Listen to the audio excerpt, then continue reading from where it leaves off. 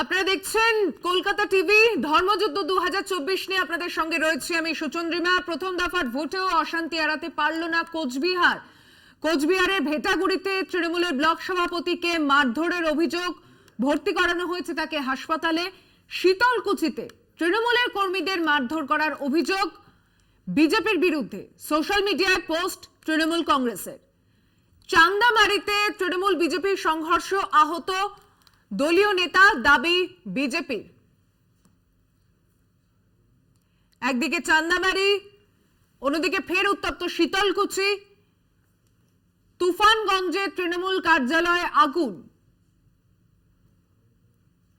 দিনহাটা ভেটাগুড়িতে আক্রান্ত তৃণমূল বুথ সভাপতিকে দেখতে হাসপাতালে যান উদয়ন গুহ। রবিউল হোসেন আমাদের প্রতিনিধি, কথা বলবো তার সঙ্গে। রবিউল, প্রথম দফাতেই উত্তেজনা এবং উত্তপ্ত পরিস্থিতি কোচবিহার থেকে যেখানে আসছে, কোচবিহারের এখন যে সার্বিক চিত্র, তুমি যে ভোট কেন্দ্রে রয়েছে সেখানে কি দেখতে পাচ্ছ?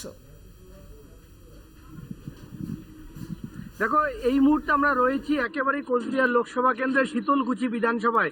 এই শীতলকুচি বিধানসভা বিগত বিধানসভা নির্বাচনের সময়ও কিন্তু দফায় দফায় উত্তপ্ত হয়ে উঠেছিল। এবার কিন্তু শীতলকুচিতে একেবারেই প্রশাসন এবং নির্বাচন কমিশনের তরফ থেকে বাড়তি কিন্তু নিরাপত্তা ব্যবস্থা নেওয়া হয়েছিল, কিন্তু তারপরেও কোনোভাবেই সংঘর্ষ এড়ানো যায়নি। আমি এই মুহূর্তে দাঁড়িয়েছি শীতলকুচি 206 এবং 7 নম্বর বুথে। যদিও এখানে নির্বিঘ্নে ভোট হচ্ছে, শান্তিপূর্ণভাবে ভোট হচ্ছে, কিন্তু একেবারেই পাশেই 286 নম্বর যে বুথ রয়েছে শীতলকুচি, সেখানে কিছুক্ষণ আগেই তৃণমূল কংগ্রেস এবং বিজেপির কর্মী সমর্থকদের মধ্যে একেবারে হাতাহাতিতে জড়িয়ে পড়ে উভয় কর্মী সমর্থকরা। তৃণমূলের অভিযোগ ছিল যে বিজেপি আশ্রিত দুষ্কৃতীরা তাদেরকে বুথের যে তাঁবু রয়েছে সেই তাঁবু ভেঙে দেয় এবং তৃণমূল কংগ্রেস সমর্থিত যে সমস্ত ভোটার রয়েছে সেই ভোটারদেরকে মারধর করে, এজেন্টকে মারধর করে। এবং তারপরেই কিন্তু ঘটনাস্থলে একেবারে শীতলকুচিতে ছুটে আসেন নির্বাচনের অবজারভার সহ একাধিক পুলিশের কিউআরটি টিম এবং নির্বাচন কমিশনের একাধিক যারা আধিকারিক রয়েছেন তারা কিন্তু ঘটনাস্থলে ছুটে আসেন। এবং এই মুহূর্তে কিছুটা হলেও এলাকা শান্ত রয়েছে এবং ভোটাররা ভোটদান করছেন। আর তোমাকে একবার পিছনের চিত্র দেখানোর চেষ্টা করব যে ভোটাররা সকলেই কিন্তু একেবারে লাইনে দাঁড়িয়ে রয়েছেন, তারা কিন্তু ভোট দিচ্ছেন। আমরা এই মুহূর্তে দাঁড়িয়েছি একেবারে শীতলকুচির গোসাইহাট থেকে। গোসাইহাটের 206 এবং 207 নম্বর বুথে এই রয়েছে। তোমাকে আরেক জানিয়ে রাখি, সকাল 9টা পর্যন্ত কিন্তু এখন পর্যন্ত এই এত কিছু উত্তেজনার মাঝখানেও কোচবিহার জেলায় কিন্তু 15%-এরও অধিক ভোট পোল হয়েছে, কিন্তু তারপরেও 15% ভোটার ভোট দিয়েছে, কিন্তু তারপরেও কোচবিহার জেলার একেবারে কোনায় কোনায় যত বেলা বাড়ছে তত কিন্তু বিক্ষিপ্ত অশান্তির খবর ছড়িয়ে আছে। একদিকে শীতলকুচি, অপরদিকে মাথাভাঙা, একই সাথে তুফানগঞ্জ, দিনহাটা, বিভিন্ন জায়গার থেকে কিন্তু বিক্ষিপ্ত কিন্তু অভিযোগ, পাল্টা অভিযোগ তৃণমূল বিজেপি একে অপরের দিকে করছে। তোমাকে যদি একটু আমি যদি পরিসংখ্যান দেওয়ার চেষ্টা করি, একদিকে যেমন মাথাভাঙায় তৃণমূলের বুথ এজেন্ট যে আছে তাকে মারধরের অভিযোগ উঠছে, অপরদিকে কিন্তু আমি যদি নাটাবাড়ির কথা চিন্তা করি, সেই নাটাবাড়িতে কিন্তু বিজেপি সরাসরি অভিযোগ করছে তৃণমূলের দিকে যে একাধিক বুথে তৃণমূল কংগ্রেসের বাইক বাহিনী তারা কিন্তু তাণ্ডব চালাচ্ছে এবং একই সাথে কিন্তু ভোটারদেরকে প্রভাবিত করছে। অপরদিকে দিনহাটা বিধানসভার একেবারেই ভেটাগুড়ির যে এলাকা রয়েছে, একটা বিষয় একটু পরিষ্কার করো, যেখানে এই অশান্তির ঘটনাগুলো ঘটছে বাহিনীর উপস্থিতি কেমন রয়েছে? দেখো, কোচবিহার জেলার মোটামুটি বলতে গেলে সব বুথেই কিন্তু বাহিনী যথেষ্ট সংখ্যক রয়েছে এবং বাহিনীর উপস্থিতিতে এই সমস্ত অভিযোগ আসছে।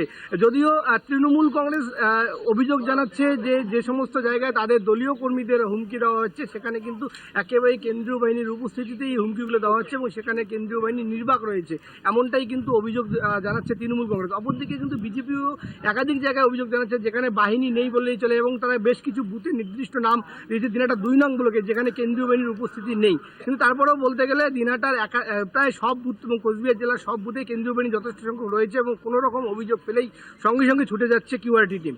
সুচন্দ্রিমাদি, বেশ নজর রাখো পরিস্থিতির দিকে। রবিউল হোসেন আমাদের প্রতিনিধি, কথা বললাম তার সঙ্গে। শীতলকুচি বিধানসভায় এখন রয়েছে কোচবিহারের মধ্যে। এখানে শীতলকুচিতে কিন্তু বিক্ষিপ্ত যে অশান্তির খবর রয়েছে তাতে কৃষাণুদা বেশ কিছু জায়গায় কিন্তু যে অভিযোগ সামনে এসেছে এবং আপনাদের এক জায়গায় বুথ পোড়ানোর ঘটনাও ঘটেছে। সেটা আমি বললাম, কালকে রাত্রেবেলা তুফানগঞ্জের থেকে ঘটনাগুলো শুরু করেছে, তারপরে এটা প্রতিনিয়ত চলে যাচ্ছে। একটু আগে অভিযোগ তুমি যেই জানিয়েছেন? একদম একদম আমরা সঙ্গে সঙ্গেই জানানো হয়েছে, কাল রাত্রেও জানানো হয়েছে, আজকে রিমাইন্ডারও দেওয়া হয়েছে। এই একটু যেই চিত্রটা, যে ভিডিওটা তোমরা দেখাচ্ছিলে, এই যে এতক্ষণ ধরে ওখানে এই যে গন্ডগোল চললো, মারপিট চলছিল, কোনো কেন্দ্রীয় বাহিনী এলো? এটা তো বুথ থেকে 100 মিটারের মধ্যে ঘটনাটা ঘটছে। তো তাহলে একটাও কোনো তাদের কি মোবিলাইজেশন কি করলো? আর আমরা এই সন্দেহটাই তো করেছিলাম যখন উদয়ন গুহর বিরুদ্ধে নির্বাচন কমিশন ব্যবস্থা নিল, নিশীথ প্রামাণিকের বিরুদ্ধে নিল না কেন? যখন আমাদের সরাসরি অভিযোগ ছিল কি তার বাড়িতে, তার ভাই আবার গাড়ি চেক করা, গাড়ি উনি check করার উনি মানে- নিজের এলাকা ভাই তো থেকে কথা- বেরোতে পারবেন না, এই নির্দেশ দেওয়া। আইনের বাইরেই তো প্রমাণিত হচ্ছে। এলাকা থেকে বেরোতে পারবেন না, এই নির্দেশ দেওয়া। তাকে গাড়ি থেকে নামিয়ে তার গাড়ি চেক করা হয়েছে। তো ইলেকশন কমিশন সেও তো আইনের বাইরে না। নিশ্চিত আমাদের নেতা দিলীপ ঘোষের বিরুদ্ধে ব্যবস্থা নিয়েছে কি ইলেকশন কমিশন, এরকম তো না। আরে ভাই, তুমি আগ বাড়িয়ে কেন বলছো যে আমি তো কলা খাইনি? আমি তো তোমাকে মানে আমার সময় তুমি বলছো কেন? তুমি তোমার সময় বলবে। আমি একটা add আমি করলাম, আপনি বলুন। অ্যাড করার নয়, আমি তো আমার সময় বলবো, অ্যাড করার কি? ঠিক আছে, আমিও অ্যাড বলুন। করতে শুরু করি সকলের ব্যাপার। বিষয়টা হচ্ছে কি, এইটাই তো প্রবলেম। কেন কি ঠাকুরগলেকে আমি তো কলা খাইনি, যে আজকে বিজেপি ধরা পড়ে গেছে। কেন কি বিজেপির নেতারা কি বলেছিল, যে রাজ্য প্রশাসনকে, পুলিশকে ঠুটো জগন্নাথ করে রাখা হবে।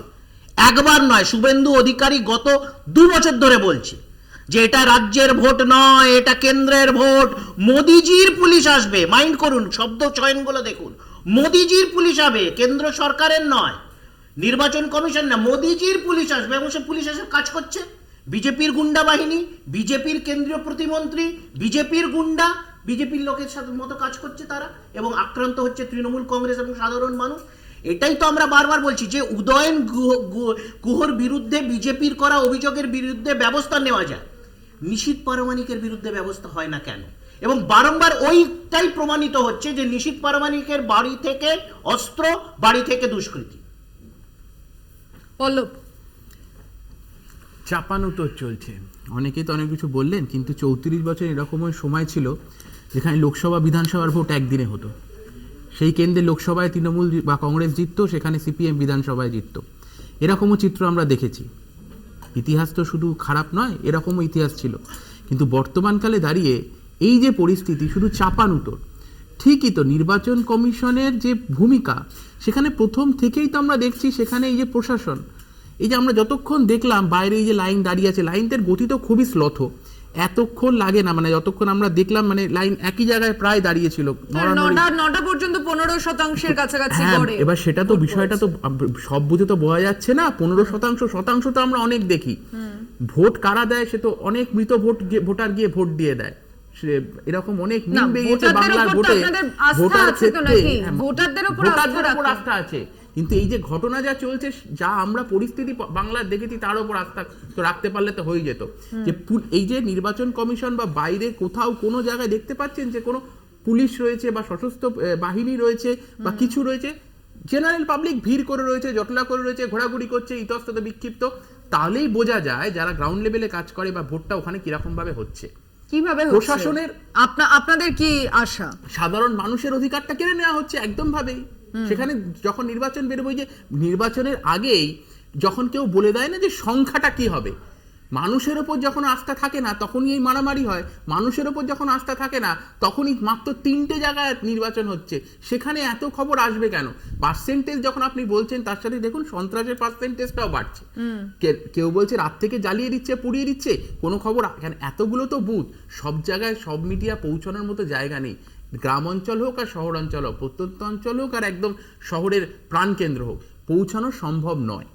যেখানে এক্সট্রিম হয়ে যায় তখনই সেখান থেকে খবরটা আসে।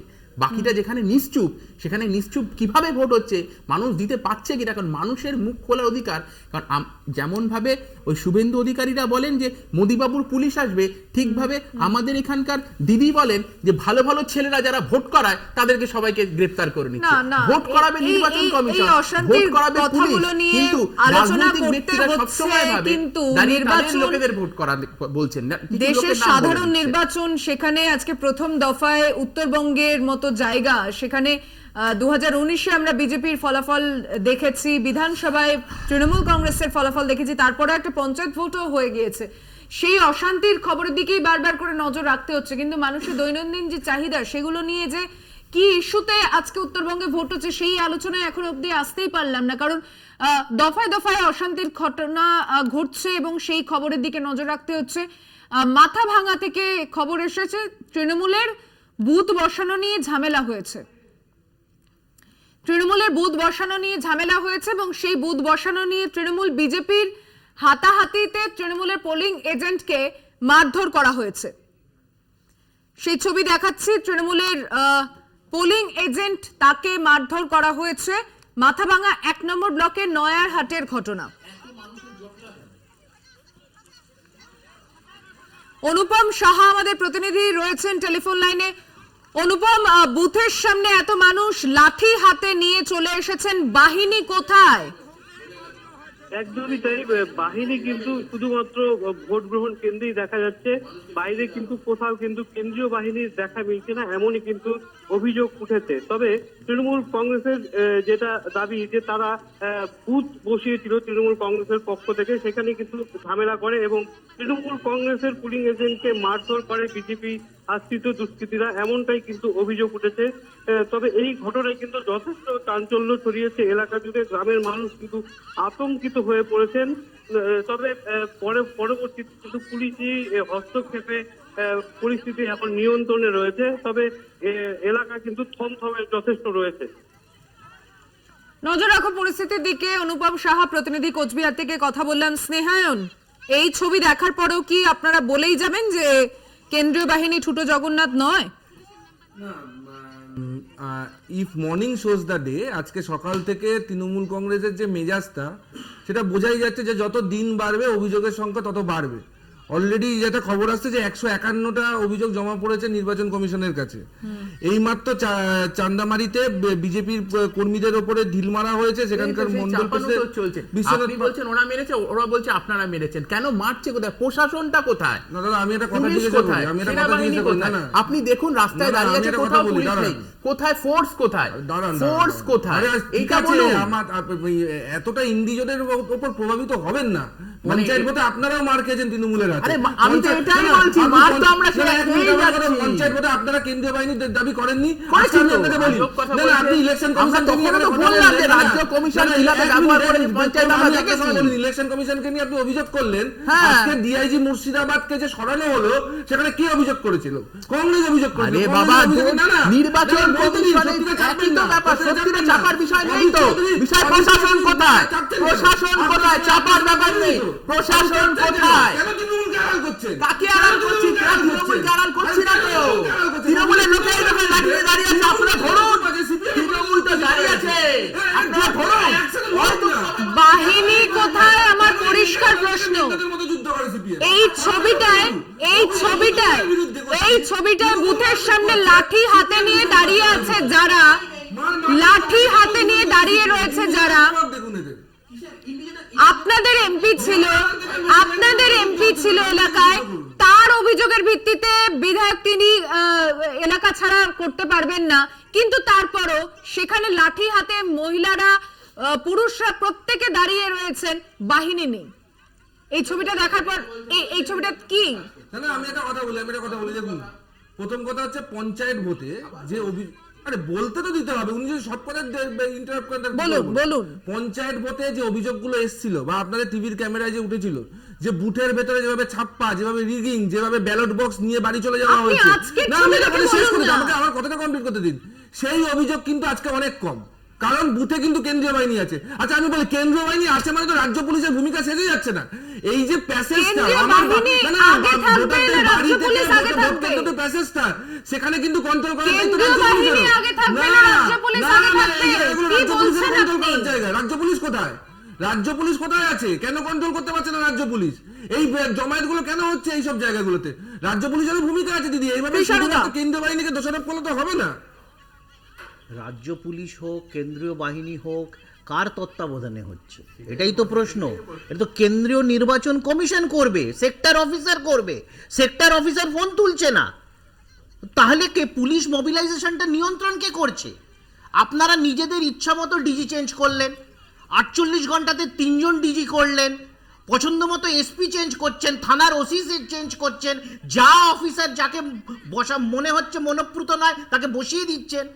তারপরে যখন সে পৌঁছাচ্ছে না, সে রাজ্য পুলিশের এখতিয়ার হোক বা কেন্দ্র বাহিনীর এখতিয়ার হোক, দায়িত্বটা কেন্দ্রীয় নির্বাচন কমিশনের। তাদের যারা যারা অফিসার আছে, সেক্টর অফিসার, তার নিচে তার উপরে তাদের দায়িত্ব নিতে হবে। এই ক্ষেত্রে অদ্ভুত তো যে বিজেপি পুরো জিনিসটা বললো মোদি বাবুর পুলিশটা কই। শুভেন্দু অধিকারী 2 বছর ধরে বলছিল 2024-এ মোদিজির পুলিশ আসবে, সেই পুলিশটা কোথায়? সেই পুলিশটা তো মোদিজির পকেটে আছে, তাকে যায়নি। মানে বিজেপির দুষ্কৃতীরা যেখানে আছে সেখানে মোদিজির পুলিশ আসবে। মোদিজির পুলিশ সেখানেই আসবে যেখানে মানুষ সংঘবদ্ধ হয়ে বিজেপির গুন্ডাদের প্রতিহত। আমি একটু রাজভবনের দিকে একটু নজর রাখবো। সেখানে পিস রুম খোলা হয়েছে ঘন ঘন, সেখানে ফোন বেজে চলেছে, বিভিন্ন জায়গা থেকে অভিযোগ আসছে রাজভবনের পিস রুমে।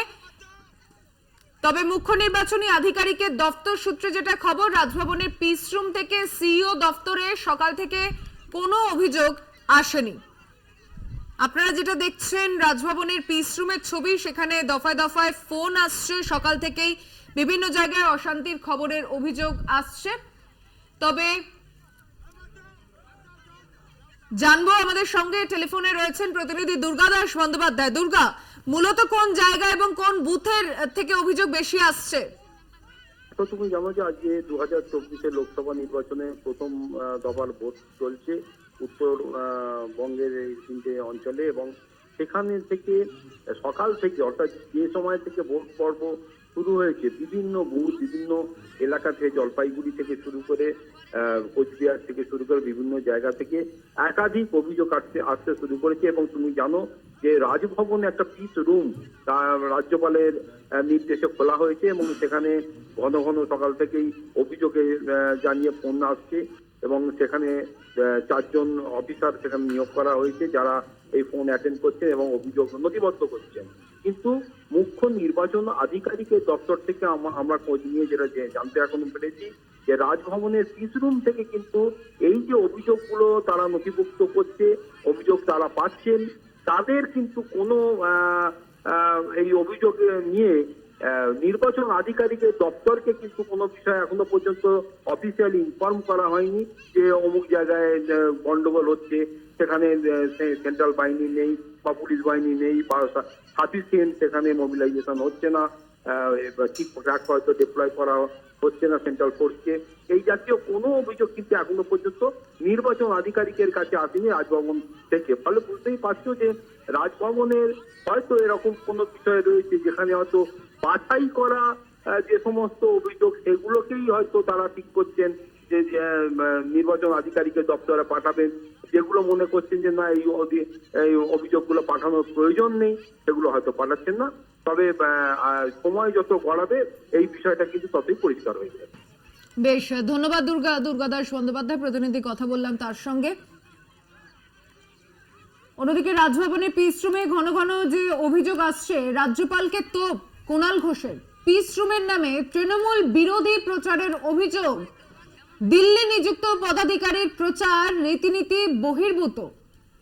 সোশ্যাল মিডিয়া পোস্ট করে কুণাল ঘোষ এমনই মন্তব্য করেছেন। এই বিষয়টি নিয়ে কথা বলবো। আমাদের সঙ্গে রয়েছেন আমাদের বিশেষ প্রতিনিধি দেবজ্যোতি ঘোষ। দেবজ্যোতি, তৃণমূল কংগ্রেসের পক্ষ থেকে বারবার কিন্তু এই রাজ্যপালের বিরুদ্ধে অভিযোগ জানানো হচ্ছিল। আজকেও কিন্তু যেভাবে নির্বাচন হচ্ছে 3টি লোকসভা কেন্দ্রে, সেখানে যেভাবে ভোট চলাকালীন পিস রুমের নামে বিরোধী প্রচার মঞ্চ তৈরি করেছেন রাজ্যপাল বলে তৃণমূল কংগ্রেসের অভিযোগ করছেন। এবং কুণাল ঘোষ তার এক্স হ্যান্ডেলে লিখেছেন, তিনি নির্বাচন কমিশনের কেউ নয়, ভোটের দিন এমনভাবে দিল্লির নিযুক্ত পদাধিকারীর প্রচার এবং রীতিনীতি বহির্ভূত। আইন শৃঙ্খলা এখন কমিশনের দায়িত্বে, সেখানে রাজভবনের কোনো ভূমিকা নেই। রাজ্যপাল পরিকল্পিতভাবে ভোটদানকে প্রভাবিত করার চেষ্টা চালাচ্ছেন। তিনি আরো গুরুত্ব দিয়ে যেটা বলেছেন যে রাজ্যপাল যেহেতু তার সফর বাতিল হয়েছে তাতেই তিনি খুশি হয়েছেন এবং ক্ষুব্ধ হয়েছেন, এবং সেই মতোই তিনি এই পিস রুম খুলেছেন। এর আগে একাধিকবার পিস রুমের নামে তিনি বিভিন্ন বার বিজেপির হয়ে প্রচারের চেষ্টা করেছেন বলে কুণাল ঘোষ তাকে তীব্র ভাষায় আক্রমণ করেছেন। তবে দেখো, নির্বাচন কমিশনের পক্ষ থেকে কিন্তু কড়া বার্তা দেওয়ার পরও রাজ্যপাল কিন্তু তার জায়গা থেকে একটুও সরেননি। তৃণমূল কংগ্রেস যেটা অভিযোগ করছিলেন যে এই পিস রুমের গুরুত্ব কি, যে যেহেতু নির্বাচন কমিশন নির্বাচন পরিচালনা করছেন, তাহলে রাজ্যপাল কেন এইভাবে বারবার নির্বাচনকে প্রভাবিত করার চেষ্টা করছেন বলে তৃণমূল কংগ্রেসের পক্ষ থেকে অভিযোগ করা হয়েছে। যদিও ভারতীয় জনতা পার্টির পক্ষ থেকে বলা হয়েছে রাজ্যপাল প্রশাসনিক প্রধান, তিনি কি করবেন সেটা তার ব্যক্তিগত ব্যাপার। যদিও তৃণমূল কংগ্রেস বলেছেন যে রাজনৈতিকভাবে প্রভাবিত হয়েই কিন্তু ভারতীয় জনতা পার্টির হয়ে কাজ করছেন রাজ্যপাল সিবি আনন্দ বোস, এবং যেহেতু তার সফরকে নির্বাচন কমিশন বাতিল করেছেন, তাতেই ক্ষুব্ধ হয়ে তিনি এই প্রক্রিয়া শুরু করেছেন। সুচন্দ্রিমা, ধন্যবাদ দেবজ্যোতি ঘোষ, বিশেষ প্রতিনিধি, কথা বললাম তার সঙ্গে।